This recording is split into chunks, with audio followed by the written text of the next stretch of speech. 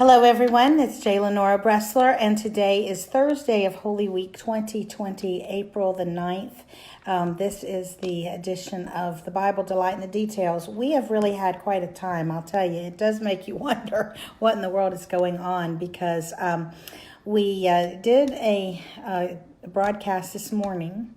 And then, and there was some weird things we had to stop. And then we did it again, posted it, and only the last 15 seconds were coming through that people could see. So I am redoing this. I'm going to try to collapse it though, and make it briefer. So if you were one of the two or three that saw it live, you don't have to rewatch if you don't want to. So what is it that Jesus did on that Thursday? Well, you always have to remember that Thursday, for us, included Thursday night, right? But for the Jewish people, that would have been the beginning of Passover, because Passover, like any night, any day, would run from sundown to sundown. So when we talk about Moundy Thursday and we talk about the Last Supper, technically the Last Supper happened on Passover itself, of course, after sundown. Thursday was known as the day of preparation. And I would suggest that you read all four Gospels to see exactly all the details, because sometimes there's a detail here and there. But I just want to point out a few things to you. The first thing that's very important is, you remember that we were talking yesterday on Wednesday that Jesus really took on the religious establishment. And then he concluded by very blatantly telling them in no uncertain terms how bad they were, and that basically he was done with them. And he concluded with what's called the 7 woes. Woe unto you, the Pharisees and all. The reason there's 7 is 7 is a number, very important number in the Bible. It means completion. And that probably refers back to, remember we talked about there was a parable of the fig tree, not to be confused with the cursing of the fig tree that also happened, but there had been a parable of a fig tree that was not producing fruit. And the man in that parable said, I've come to you 3 years and you have not produced fruit. This was clearly, this thing about the fig tree business was about the religious leaders. And when Jesus finally just told them straight out, forgetting the parables, just telling them, then he walked out of that temple and he did not go back. So it's interesting that what he taught, and you can see this especially in Matthew, what he taught to his disciples and his followers right thereafter on Wednesday and presumably going into Thursday, it's a completely different mindset. Jesus is now focusing not so much on decisions being made, are you with God or not? Now he's addressing the people that have made that choice, and he's talking to them about long-term things. He's talking to them about the kingdom and what the kingdom is like, and what's going to happen, and he's talking about the future, long-term future. It is absolutely fascinating if you've ever wondered why it is that or that it's interesting. When Jesus walked out of that temple after talking to the religious leaders and talking to them about their inadequacies, and how they had not met their mission, they had not fulfilled their mission in the world. The very next thing that he said on his way out, the disciples were telling him that, oh, look at the beautiful temple. Isn't it great? Isn't it beautiful? And what did he say? He told them that there would become a time when that temple is going to collapse. There won't be one stone upon each other. And you might wonder why, what was all that about? We see the temple in ancient Israel, that was the whole center of worship. If there was no temple, there was going to be no priesthood, no reason for them. Those people that were so high up in social standing, those people that Jesus had just told off, they were not going to retain any of that authority. Because once that temple was gone, they were gone. If you don't have a temple, you don't need priests to be manning the temple day in and day out. So it's absolutely fascinating that he would address that right then on the way out after he's just told them that they hadn't done a good job. He was literally removing the fig tree right there. You know, I have heard some commentators try to say that the fig tree represented the nation of Israel, and that was Jesus saying, I'm done with the Jewish people, and now I'm moving to the Gentiles. That is not right at all. The fig tree was not representing Israel. It was representing the leaders of Israel at that time, who should have known, who should have recognized, who frankly probably did recognize, to a large extent, who he was, and just weren't going to have anything to do with him. Now, interestingly, then we come to, we're on Thursday. Thursday is the day of preparation. Jesus tells two of his disciples to go and find, there's going to be a man, they're going to see a man walking with water on his head, a water pot on his head. They're to follow him, go into the house, tell the master that the teacher has need of the upper room, and that's where they're going to have Passover that evening.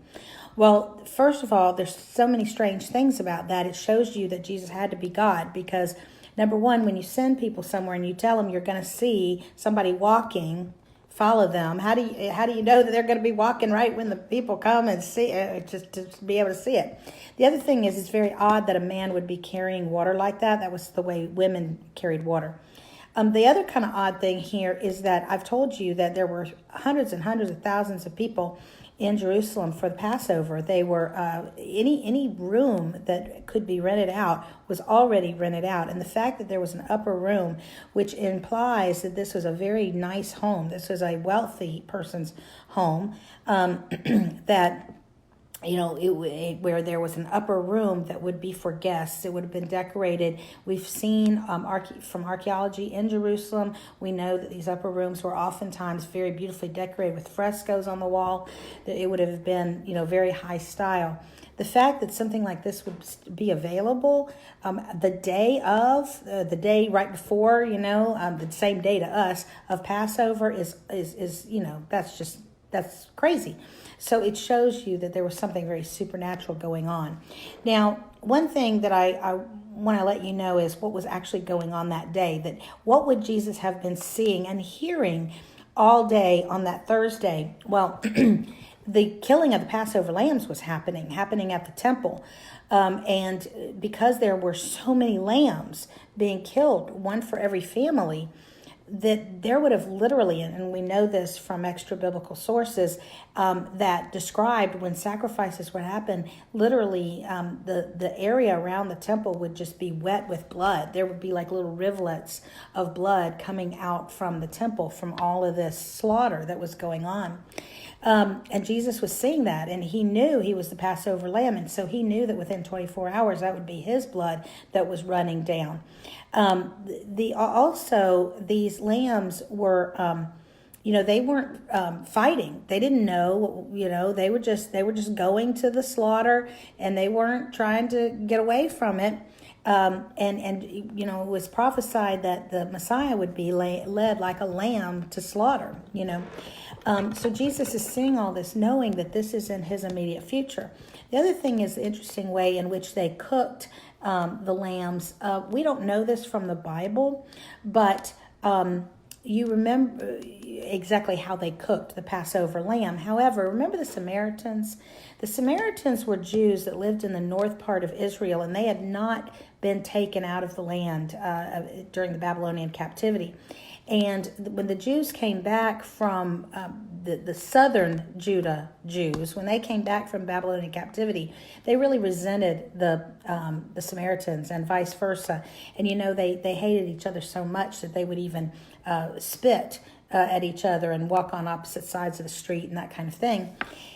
And but there are still Samaritans living over there, yes, in the Middle East, and they still have Passover, and they, in some of these Bedouin communities, they still cook the lamb in the way that their ancestors did.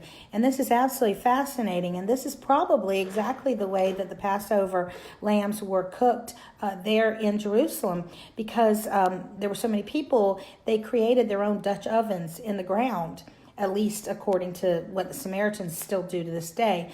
You dig a hole and you have the the fire and the glowing coals and all of that, and you literally take the lamb, who's now dead, of course, and you take a rod and you stick it right up and down him, so that he's literally hanging there on a pole, on a vertical pole.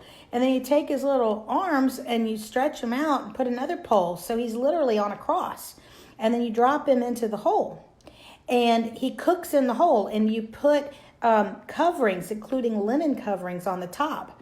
Doesn't that sound like Jesus? Jesus being crucified and buried even with linen. He was wrapped in the linen. Well, the lamb is wrapped in the linen as well to seal in the juices. And so this is the way these lambs would have been cooked. So Jesus would have been seeing literally these lambs being put on what appeared to be like little crosses and stuck in the ground and covered over. What he must have been thinking during that whole day is, that's me, that's going to be me in less than 24 hours. It's mind-blowing. It's absolutely mind-blowing. Some of you know that I teach the Passover Seder meaning order, the meal. If you go looking for all the details about how the Seder meal is done, you're not going to find that in the Bible. There's very few details. Where we get that is from the Mizrah, which is the rabbinic text, and particularly we get it from an order that was written in 300 AD, but which purports to talk about how it's been done for hundreds and hundreds of years. And most scholars, including very conservative scholars, believe that is a pretty good, accurate reflection. So at some point, if you ever want to know more in detail and you're wondering, well, how come Jay Lenore can talk about, well, there were 4 cups and this happened and then this happened and all, it's because we're basing it on that. But there's all kind of fascinating things about the Passover Seder. Jesus is seen in every step of the Passover Seder, from the bread, that was unleavened bread. It had been cooked on a griddle. So literally the bread had scarring, how when you get like a steak and it's got the charcoal strips on it. Well, if you see that the bread, even today, if you buy matzah bread, you can see it, it's striped. When Jesus is breaking that bread, and he's breaking the afikomen, which is the only Greek word in the Passover Seder, it literally means he came. When he breaks that, he says, "This is my body that is broken for you." It would have looked like the back that he was going to have when he had been whipped. It's when he talks about the cup, and he tells the disciples to drink of the cup, that's his blood that's being spilled for them and for all of us. The biblical account says it's the cup after supper, and we know from the Mizrah that there are 4 cups, and the cup that comes after supper is known as the cup of salvation or deliverance. The cup that Jesus refused to drink, said, "I'm not going to drink again of this wine until I drink it anew with you in my Father's kingdom." That is the cup of acceptance. That's the cup that after the Jewish people have gone through the recitation of the whole story of Passover, and they talk about how God delivered them, they drink the cup of deliverance, and then they drink the cup of acceptance, which is an acknowledgement. Yes, we were saved by God, and we accept God as our King and as our God. And Jesus would not drink of that because at that moment, as a whole, the Jewish people were not accepting him in that way and did not understand and were not acknowledging that he was saving them. So that entire meal was just, there was so much symbolism, so much more I could tell you, but so much that it was reminding Jesus everything he did. This is you. You are the Passover lamb. This is all talking about you. Then he went out with his disciples as was appropriate. They sang psalms, and they were singing the Hallel, which is a certain group of psalms, which ends with Psalm 118, which if you can go read Psalm 118. This is the day that the Lord hath made. I will rejoice and be glad in it. And think about you being Jesus singing that song, knowing that this was the day of your day of death, was made by God, and you were glad for it because you recognized what it meant to all of mankind. But think about how you would feel if you were Jesus singing that song, really understanding those words and what they were meaning to you at that moment. Then he went to the Garden of Gethsemane. Gethsemane means Garden of the Winepress, and there is to this day in what we think is the Garden of Gethsemane a winepress, the ruins of a winepress. Whether it's the winepress or maybe it was built on the foundations of a winepress, it does appear to be about the right time, so it could be the real one. But the bottom line is this, is kind of what's interesting. Couple things. To get to the Garden of Gethsemane, which was on the side of the Mount of Olives, you had to go through the Kidron Valley. And it says that very clearly in the scriptures that they went through the valley of Kidron Valley. The Kidron Valley was where you threw away stuff. It was a place of death. And you can read in the Old Testament many times when good kings would come in and they would get rid of all the idols would be smashed and thrown and buried in the Kidron Valley. The Kidron Valley, obviously, it's a valley, so it had hills going up from it, and this is where the wealthy would have their tombs. And to this day, you can go to the Kidron Valley and you can see those tombs that exist from that time. So Jesus is walking through the Kidron Valley, and he's actually seeing the tombs of rich people, knowing that within 24 hours, his body's going to be in the tomb of one of those rich people. It's amazing. I mean, the what must be going through his mind, it boggles. When you get to the Garden of Gethsemane, of course, this is where he is asking God if there's any other way, let's do it a different way, which is just, it's such a beautiful thing. It shows you his humanity. He shows you that he understood suffering. He understood what it meant to wish that there was another way of doing something. But of course, because of us, he loved us. He says, this is the only way, I'll do it. But the wine press was there. And I think that that's important, because how do you get wine? He had said that the wine was like the blood, right? His blood that was going to be shed for us. How do you get wine? You have to mash those grapes, right? The grape, as you know it, the round, circular, meaty fruit, has got to be completely crushed, completely, done away with in order for the blood, or for the juice, I should say, to come out. And you've got to know here again that Jesus is seeing the symbolism all the time. There's so much more to say, but I want to leave you with this. Of course, we're actually technically in Good Friday at this point. We've been in Good Friday for several hours because Good Friday would have started at sundown. But here in the night after he's prayed and the soldiers come up and Judas betrays him, they ask him, he asked, who are you coming to find? And they said, we're looking for Jesus of Nazareth. And he says, I am. And he's using the covenant name of God, Yahweh, I am. And one of the accounts in the gospel says that the soldiers just fell down. They just fell down. And he actually had to get them up. he had to reassure them and get them up. Well, Peter grabbed a sword and he chops off the ear of Malchus, which was the assistant or servant to the high priest. So we got a dripping, ear has been lopped off here. And Jesus tells Peter to put away his sword, and then he touches and heals the servant. So did these people know who they were dealing with? I think so. If I say I am to you, you don't just fall down like a dead man. But if God even says his name, you are. We know that. We know that every time anyone has actually been in the presence of the Lord, what happens? Down they go. They become prostrate. And we've seen this over and over in the Old Testament. So when Jesus even spoke that name at that moment, they went down as you would in the presence of God.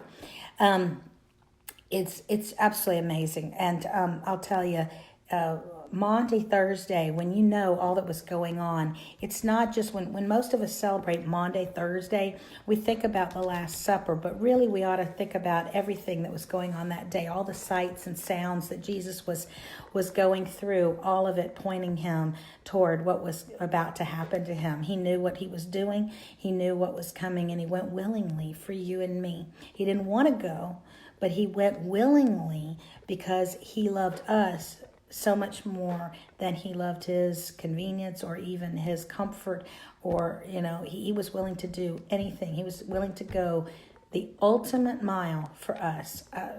Oh, how great a love. I hope you'll join me tomorrow for Good Friday, and I hope it's a good Thursday for you.